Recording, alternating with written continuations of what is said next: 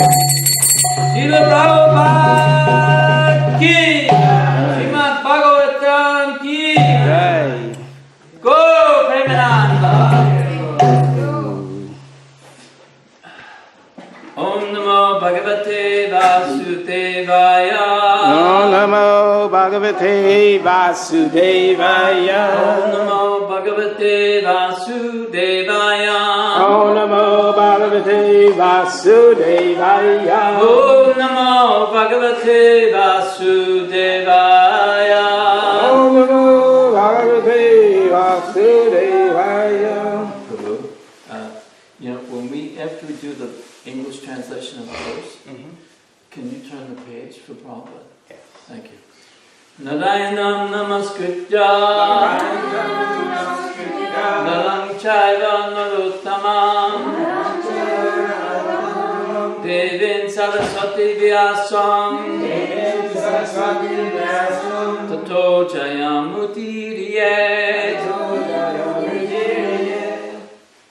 Before reciting the Srimad Bhagavatam, which is our very means of conquest, we should first offer our respectful obeisances to the Supreme Personality of Godhead, Lord Narayan, to Narayan Rishi, the supremmost human being, Mother Saraswati, the goddess of learning, to Srila Vyasadeva, the author, and to Srila Prabhupada, our spiritual master.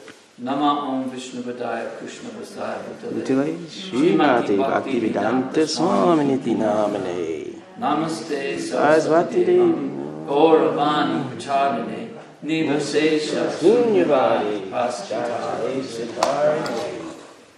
So, we're still going with the story of Shringi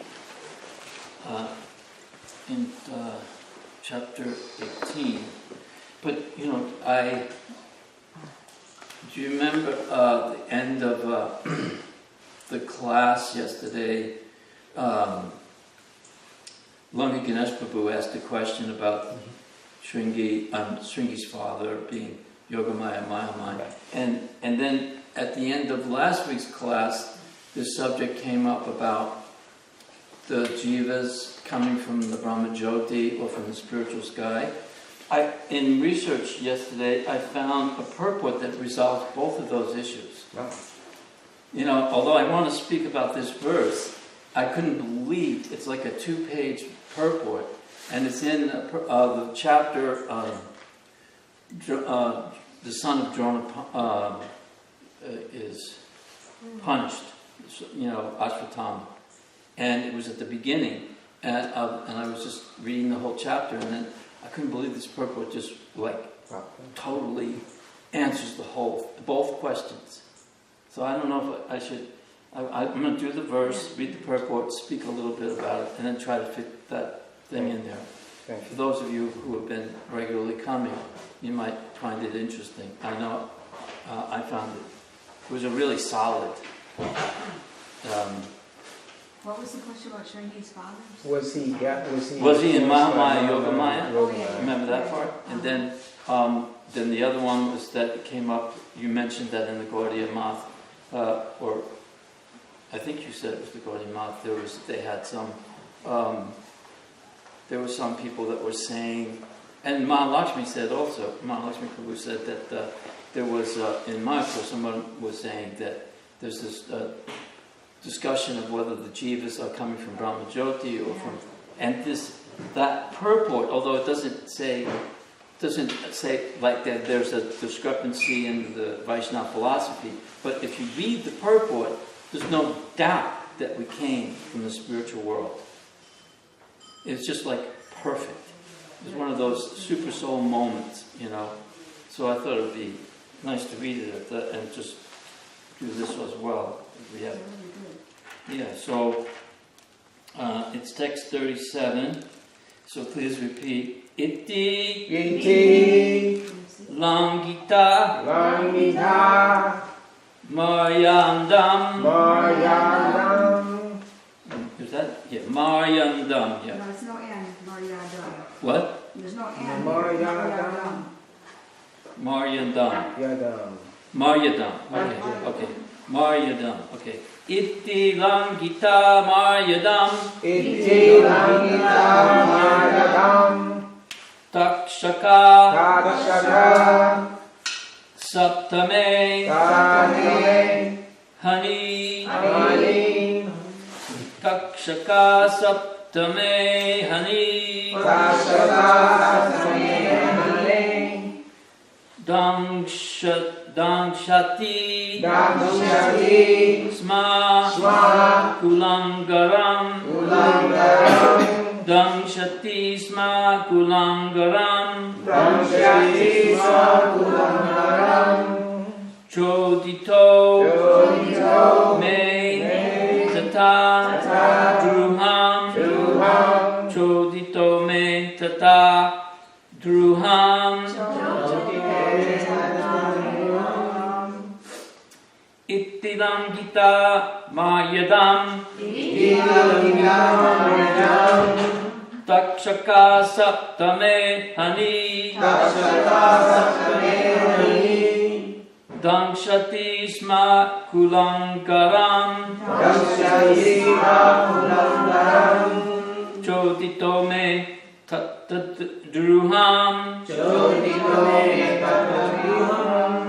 Ittilam Gita Mayadam Takshaka Saptame Hani Dakshati Sma Kulangaram Chodito Me Tatadruham. How many times was that? Two. Okay. Ittilam Gita Mayadam Takshaka Saptame Hani Dangshati Sma Kulangaram Chodito Me Tattadruham. Someone else, please. Ittilam Gita Mayadam Takshaka Saptame Hani Dangshati Sma Kulangaram Chodito Me Tatadruham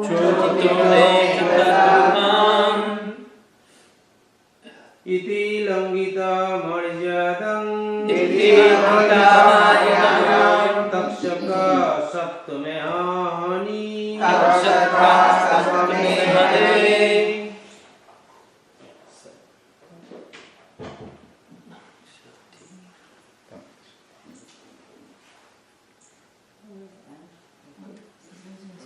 We pause. Takshake Saptame Hani Takshati Sma Kulangaram Dangshayati Sma Kulangaram Chodito Me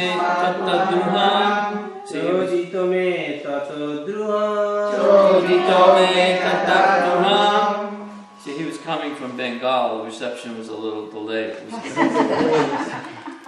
No, I'm just playing. okay. Okay, so the ladies? Or anyone else? Ittilam Gita Mayadam Takshaka Saptame Hani Dangshati Sma Kulangaram Chodito Me Tatadruham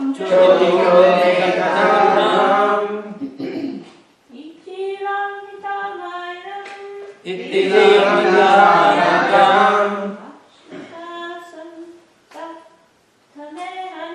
Takshaka Saptame Hani Dangshati Sma Kulangaram Chodito Me Tatadruham Ittilam Gita Mayadam Takshaka Saptame Hani Takshaka Saptame Hani Dangshati Sma Kulangaram Chodito Me Tatadruham Chodito Me Tatadruham Ittilam Gita Iti Lankita Mayadam Dakshaka Saptame Hani Takshaka Saptame Hani Danshyati Sma Kulangaram Damshati Smakulangaram Chodito Me Tata Druham Chodito Me Tata Druham Iti Lankita Mayadam Iti Lankita Mayadam Taksaka Saptame Hani Takshaka Saptame Hani Danshyati Sma Kulangaram Damshati Smakulangaram Chodito Me Tata Druham Chodito Me Tata Druham.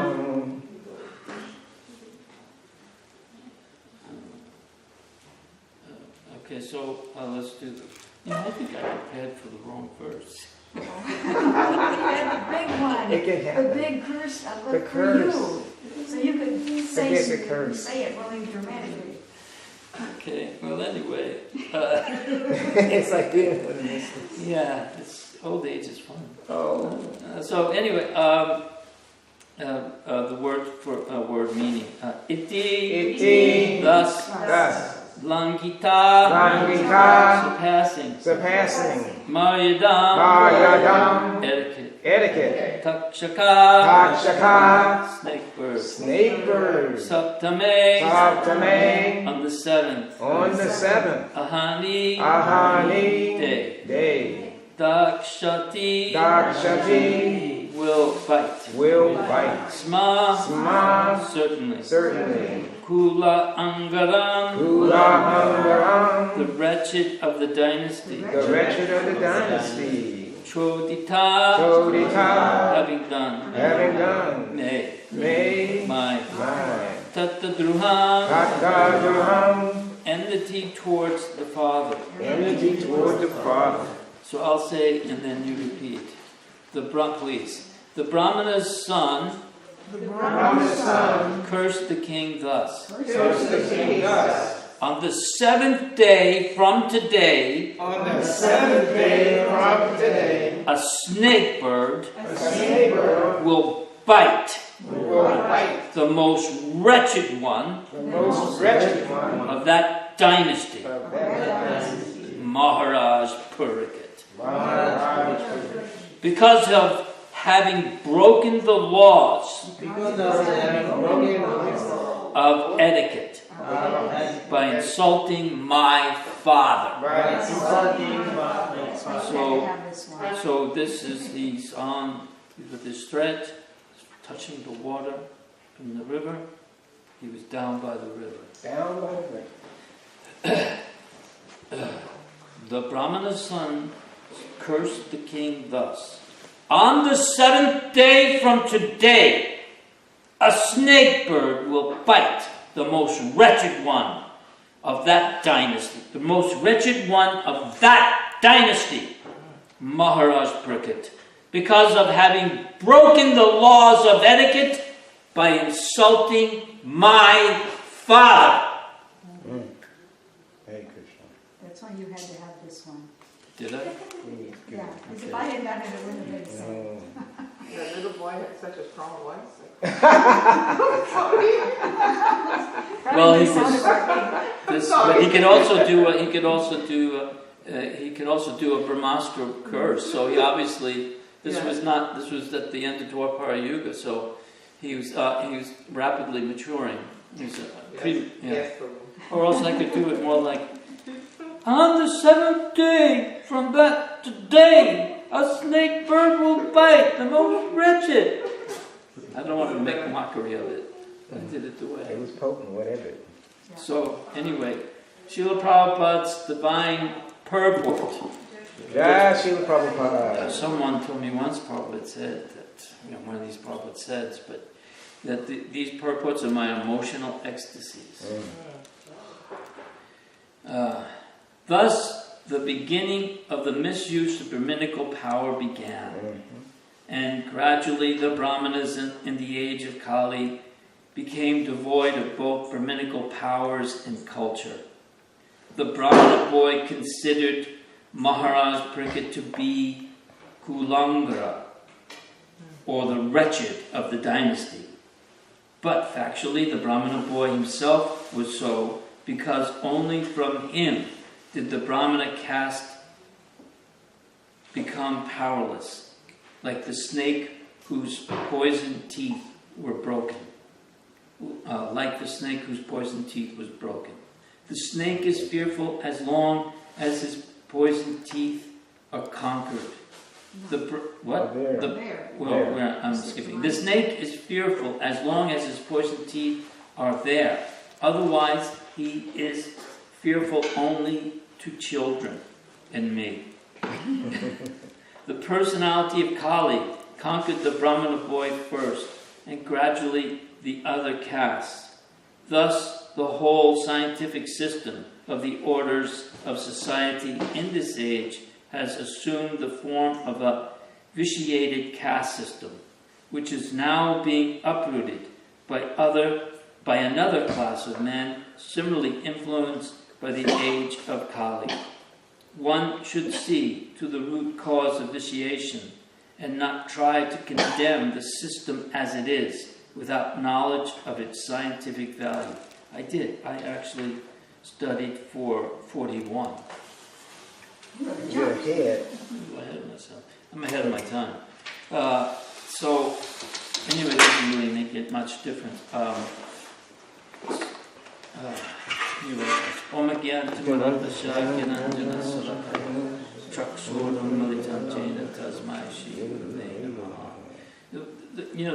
The one point that's gradually being developed and discussed is, we're discussing why this all transpired. It just seemed, everybody seems to be slightly miscast or out of character. And it's obvious, and it's being told over and over again, that this is part of the plan of the Lord. It's a pastime, it's a leela, it's a drama. In order to bring about this transcendental literature, the Srimad Bhagavatam, it begins from this point forward. Because the Srimad Bhagavatam, as we know it, is Mars Pricket being cursed and then searching out what is the most intelligent thing to do when one is on the threshold of death. That is the actual question he asks. And he is advised to go to the bank of the river. I think it's the river Saraswati or the Ganges, but he's to hear from Sukadev Goswami. But nothing is chronological within the whole Bhagavatam. Things are, they may not even be within the same yuga. They may not even be in the same kalpa, which means the 4 yugas. It may be a different kalpa, but this is all about hearing the nectarine pastimes of the Supreme Personality of Godhead and his pure devotees. It's like a river of nectar flowing from the mouth of the speaker into the ear hole of the devotee who's receptive, and washing and cleansing the dirt accumulated for thousands, if not millions, of lifetimes from our hearts, and gradually uncovering us from this embarrassing condition that we find ourselves in. To be in these bodies is embarrassing, and I've been actually, just thinking about it more and more. As when you're ill, or when you're infirm, or you start to get your body's breaking down, it's just like, I have to go to the bathroom again. I mean, I have to go in there again. I mean, it's so you really see that it's just not who I am. It's not what I am.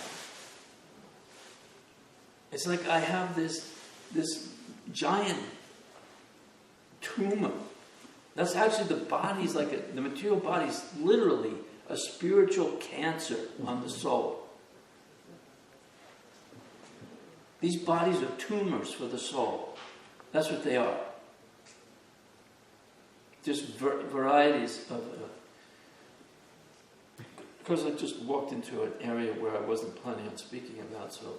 Here we go again. It sounded like the right thing to say. But if you meditate on it like that, so that's the mercy of the Supreme Personality of Godhead. Now, to get back to the point that we've been discussing, why would Mars Bricket pick up the snake? Why was the snake even there? Why didn't the sage, the question was asked by Langa Ganesh Prabhu, if he was meditating on Supersoul, why wouldn't he then come out of that? And all of these things are relevant questions. But here's another one. Where's the mother? Where's the wife? We should call the Child Protection Office. I mean, this child is unattended. He's an unattended youth, and he's wandering around down by the river with his friends, cursing emperors. This is not, where's the... nothing seems to... What is a sage doing in a hermitage with a son and there's no wife? There's no talk about that. She's probably cooking. Doesn't say that. If she was cooking, she would have given the water to the emperor. Right. Mm-hmm. She was absent. And the other point is that this is also showing that at the end of, that meditation on the Supersoul from within, that's not the process for the sage. It's the hearing and chanting. But, this was the beginning of hearing and chanting, because this pastime begins the Srimad Bhagavatam. And the hearing and chanting of the pastimes of the Lord is the process for the sage. And he was engaged in this other process of trying to control the mind and meditate on the Supersoul within. So there's we're going through a change in but the Father's reaction. There's another pastime in the that has already been discussed I think it's the first canto, part 1. Yeah, that where Dronacharya, who was a great guru, Brahmin, but he taught military arts to the Pandavas and to the Kauravas, the Kurus, to Dronacharya, to Bhima, to Arjuna, and it said that Arjuna respected Dronacharya before the battle, even though by circumstance he was on the opposite side. He saluted Dronacharya.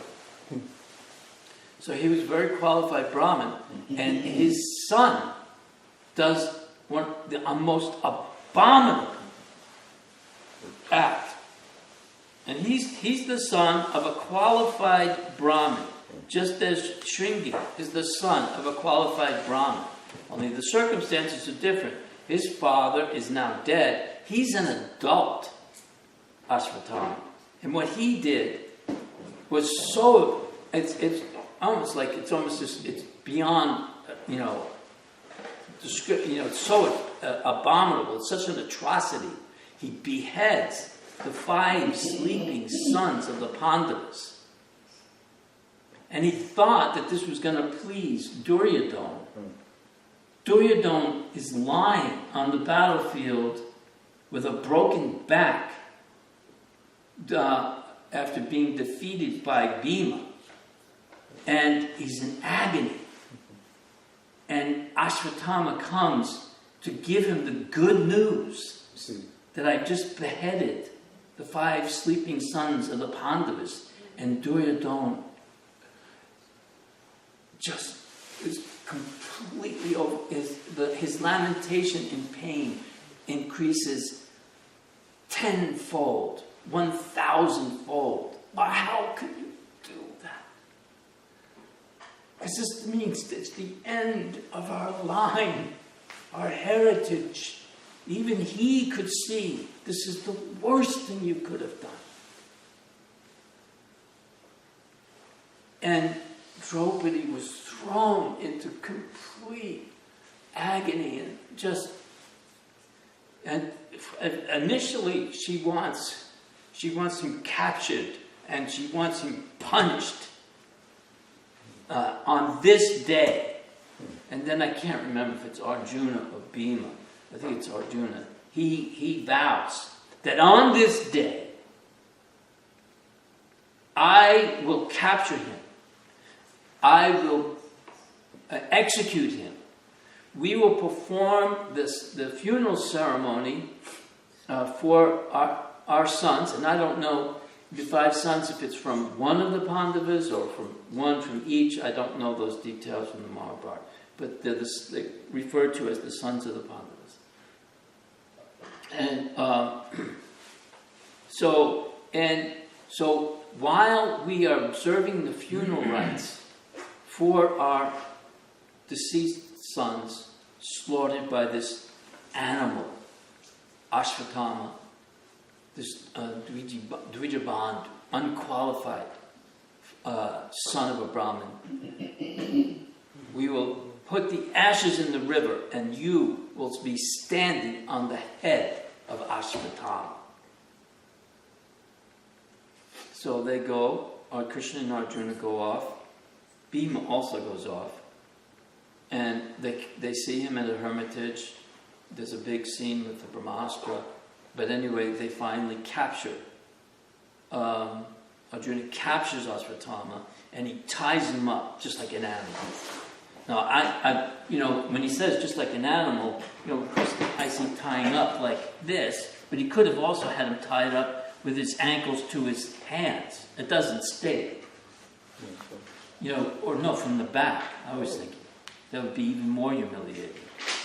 But in any case, he's tied up and he's thrown in the back of the chariot and brought to the place where Draupadi and Bhima and the rest are there. Bhima is followed. They all had chased after him, so they all come. And as soon as Draupadi sees him in that condition, her feminine natural sense, her heart, was, just couldn't bear to see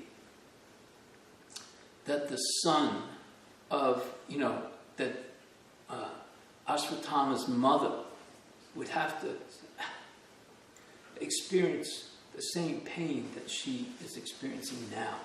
She couldn't bear it to see that another mother would suffer as much as I am. That is the sweetness of Draupadi. But Bhima. And Arjuna was he was on the fence now. Initially, he wanted to go and do it. He wanted it done. Krishna wants him killed. Arjuna is already starting to think, maybe we shouldn't actually do this. And Draupadi is saying, when will this cycle of violence end? We must end this cycle of violence. Just like now. Like our movement, Lord Chaitanya's movement, the Sankirtan movement, that Prabhupada stated, I believe it's there from Krishnadas Kaviraj, that our mission is not to kill the demons. Because if you kill one, there's 10 more. And then those 10 produce another 100. And another 100 produce another 1,000. There's so many demons, they're all demons. We kill the demonic spirit with the weapon, the arrow. We release the arrow of the mantra. Hare Krishna, Krishna Krishna, Hare Hare. Hare Rama, Rama Rama, Hare Hare. Prabhupada said once that they have their radio waves, they have their television waves, they have so many different ways of communicating throughout the universe, but none of them can pierce the covering of the universe. The only sound vibration that can pierce the covering of the universe is Hare Krishna, Hare Krishna, Krishna Krishna, Hare Hare, Hare Rama, Rama Rama, Hare Hare. So, here's the situation. Draupadi wanted him dead. She's now saying, no, we can't do this. And Arjuna is kind of feeling the same way. Krishna wants him dead. And he mentions the 5 or 6 people that should be killed. One who poisons, one who burns your house. Steals your wife. Yes. And so on and so forth. Steals the country. Country? I thought it was steals your land. Or poison your land or something like that. But they're there in one of these purports that I was going to try to read, but I just thought I'd actually speak extemporaneously rather than read. Try to remember. What purport is that? What? The purport you want to talk about? Or you're not there yet? Oh no. No, I don't know. Well, hopefully we'll get that. But the purport that I am talking about, in case I don't get to it, so you know, is it's in chapter 7, and it's the 5th verse. No, yes, the 5th verse. That purport, that one is really just. Which canto? First canto, 175. So hopefully, what time is it? Anyway, I don't really have any appointments. Anybody wants to stick around, we can just do it. But anyway, so here the point is Draupadi. I want to get finished with this point. There's an issue here now. We have the Ashvatthama who has slaughtered the children, and we don't know that he's also going to try to kill Parikshit in the womb. I mean, that's an abortion. Yeah. This is unheard of in those days. And he already knows that he's not pleasing Duryodhana. He's definitely not pleasing Dronacharya's father. Who's he pleasing? He's an animal. He deserves to be punished. And Krishna says it outright. And actually, it's compassion to kill someone who's a murderer, because that's their atonement for their sin. So anyway, but Bhima sees him, and there is no doubt in his mind. There's only one thing to do. I am going to cut off his head right now. And he starts charging for him, and Draupadi starts running towards Bhima to stop him. No, please, no! This is an animal! Please, Bhima, no! And then Krishna, who's in his two-handed form, he all of a sudden produces 2 more arms. He's a 4-armed form. Why not? I mean, in his Varata Rupa, he had hundreds, thousands of arms. So he produces 2 more arms, and he holds back both of them. He's holding them both back. And he's trembling down there on his knees. And Krishna's smiling. He smiles at everything. He's always smiling. Look at him. He's smiling right now. Yeah, he smiles at everything. Yeah, he's smiling. As a matter of fact, there's another very, very, very, very intense, stressful, dangerous situation where Krishna is smiling. When is that? The Battle of Kurukshetra. Arjuna gets between the 2 armies, and Arjuna is completely like, I don't think this is going to... And Krishna's smiling. And then he begins to chastise him. And then explains the whole... And he explains himself. And how we are disconnected from him. And how we can reconnect. And then the Bhagavatam, this is being explained by his literary incarnation Vyasadeva and all his great devotees. So both Shastras come about because of these incidents with the two dynasties. So, how to resolve this? Arjuna now doesn't know what to do. Bhima is hell-bent on finishing the job. And she doesn't want to see more suffering. She wants to end the cycle of violence. And Krishna is saying, I think he should be killed. And Arjuna has to come up with a solution because this is on Arjuna. Yudhisthira is siding with Draupadi. He's compassionate. But he also feels there's a reason he must be punished. Same thing with Nakula and Sahadev. And Yudhisthira is the son of Dharmaraj. So, what do you do? I have to punish him. He has to be killed. So the solution is he takes his sword, he cuts off his hair, which is to a Kshatriya, like what Krishna did to Rukmini's brother. And Ashwatthama had a blue gem in his top knot that gave him mystic powers. And he cut that off. And he lost all of his mystic potencies. And so, therefore, they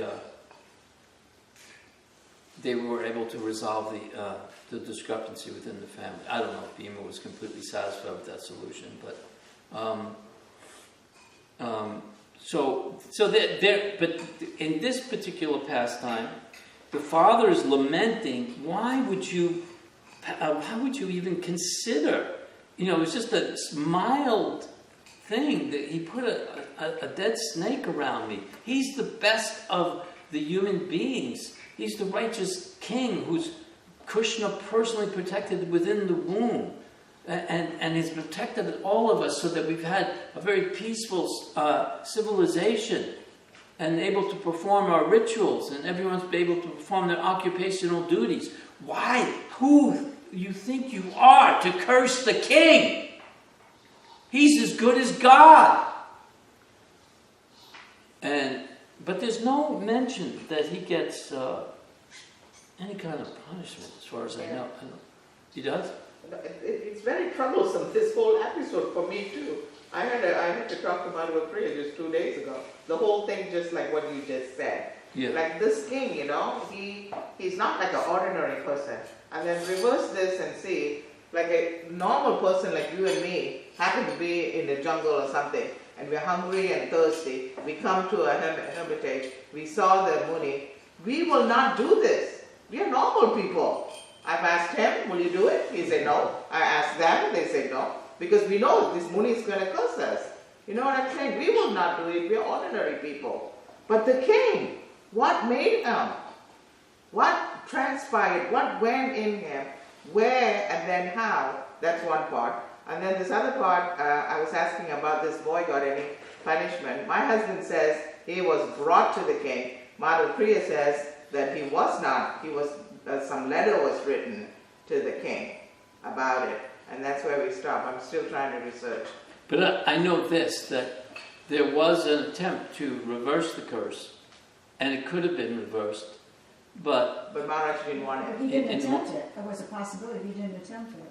Well, there was, I forget his name, like maybe Kashyapa Muni or someone, was on his way to do it. And first of all, so Takshaka, he came to the... Taksha. He came and he knew that he was on his way, and he first he tried to frighten Kashyapa with, I think it's Kashyapa, no, with, is Kashyapa right? Anyway, this morning, he tried to frighten him by showing the strength of his poison by killing a tree in front of him.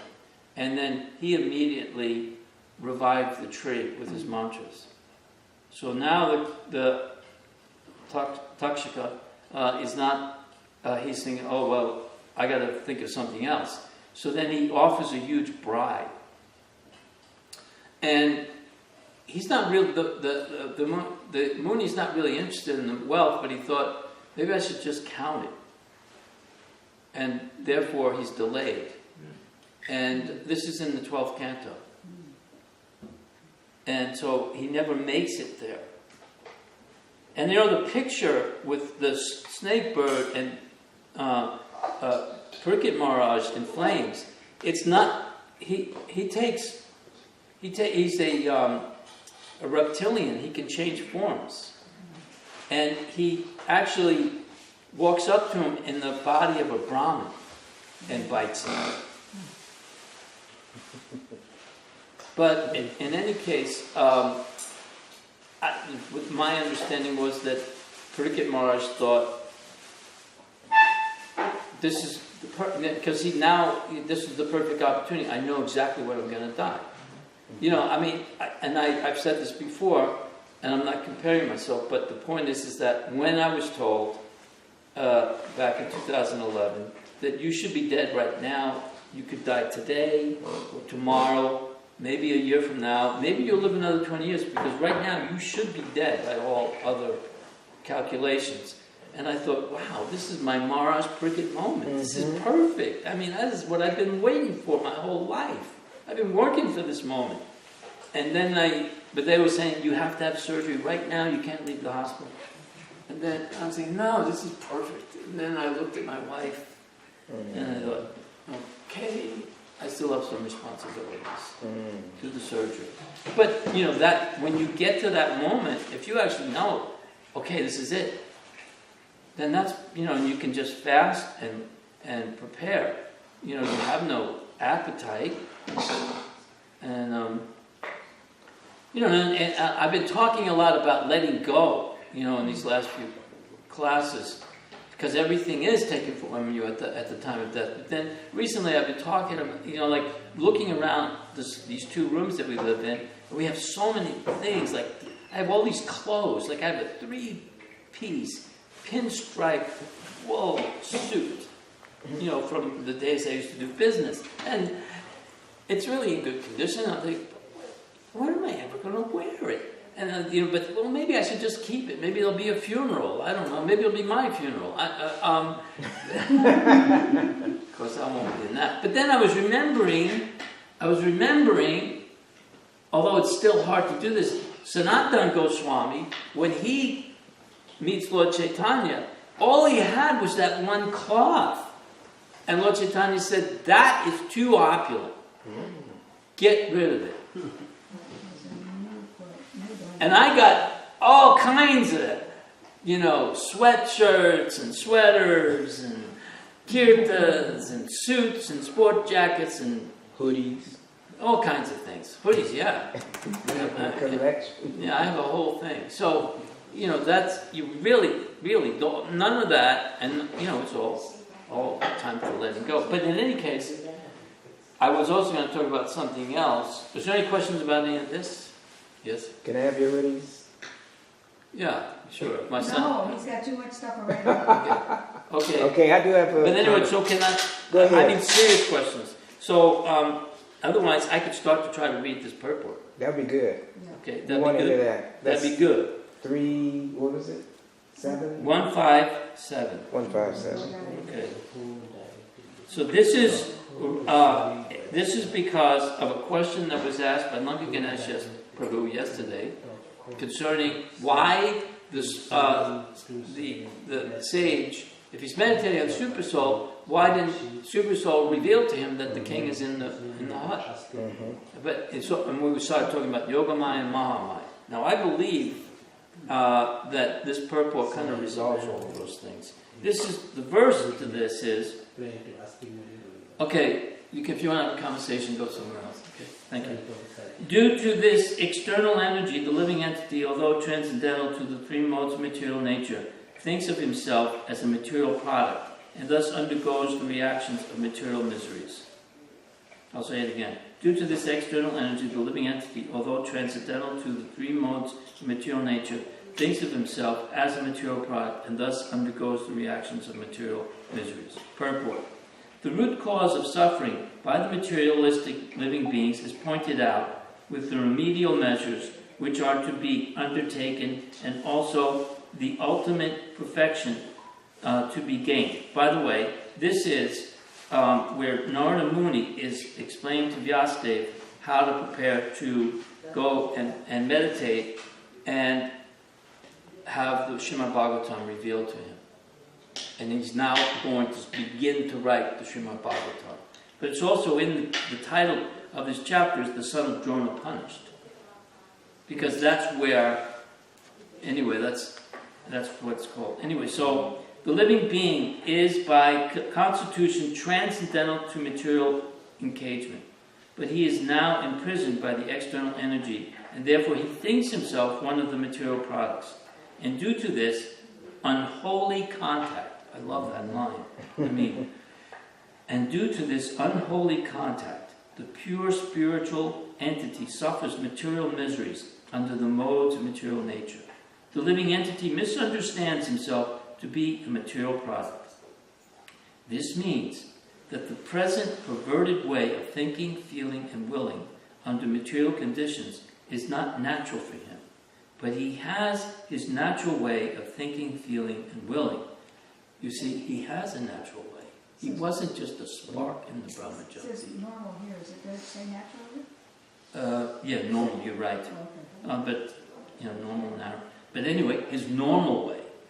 That means that he normally has thinking, feeling, and willing, but not here, not like this. So, where was it? The living entity misunderstands himself to be a material product. This means that the present perverted way of thinking, feeling, and willing under material conditions is not natural for him, but he has his normal way of thinking, feeling, and willing. The living being in his original state is not without thinking, feeling, and willing, or thinking, willing, and feeling power. It is also confirmed in Bhagavad Gita that the actual knowledge of the conditioned soul is now covered by nescience. Thus, the theory that a living being is absolute impersonal Brahman is refuted herein. This cannot be, because the living entity has his own way of thinking in his original unconditional state also. The present conditional state is due to the influence of the external energy, which means that the illusory energy takes the initiative while the Supreme Lord is aloof. So it's the illusory energy, not Yogamaya. It's Mahamaya. That was the question. So both things are being answered here. The illusory energy takes the initiative while the Supreme Lord is aloof. The Lord does not desire that a living being be illusioned by external energy. The external energy is aware of this fact, but still she accepts the thankless task of keeping the forgotten soul under illusion by her bewildering influence. The Lord does not interfere with the task of the illusory energy, because such performances of the illusory energy are also necessary for reformation of the conditioned soul. An affectionate father does not like his children to be chastised by another agent, yet he puts his disobedient children under the custody of a severe man just to bring them to order. But the all-affectionate Almighty Father at the same time desires relief for the conditioned soul, relief from the clutches of the illusory energy. The king puts the disobedient citizens within the walls of the jail, but sometimes the king, desiring the prisoner's relief, personally goes there and pleads for reformation. And on his doing so, the prisoners are free. Similarly, the Supreme Lord descends from his kingdom upon the kingdom of illusory energy and personally gives relief in the form of Bhagavad Gita, wherein he personally suggests that although the waves of illusory energy are very stiff to overcome, one who surrenders unto the lotus feet of the Lord is set free by the order of the Supreme. This surrendering process is the remedial measure of getting relief from the bewildering ways of the illusory energy. The surrendering process is completed by the influence of association. The Lord has suggested, therefore, that by the influence of the speeches of saintly persons who have actually realized the Supreme, men are engaged in His transcendental loving service. The conditioned soul gets a taste for hearing about the Lord, and by such hearing only, he is gradually elevated to the platform of respect, devotion, and attachment for the Lord. The whole thing is completed by the surrendering process. Herein also the same suggestion is made by the Lord in His incarnation of Vyasadeva. This means that the conditioned souls are being reclaimed by the Lord both ways, namely by the process of punishment by the external energy of the Lord and by Himself as the spiritual master within and without. Within the heart of every living being, the Lord Himself, as the Supersoul, Paramatma, becomes the spiritual master, and from without, He becomes the spiritual master in the shape of scriptures, saints, and the initiator spiritual master. This is still more explicitly explained in the next sloka.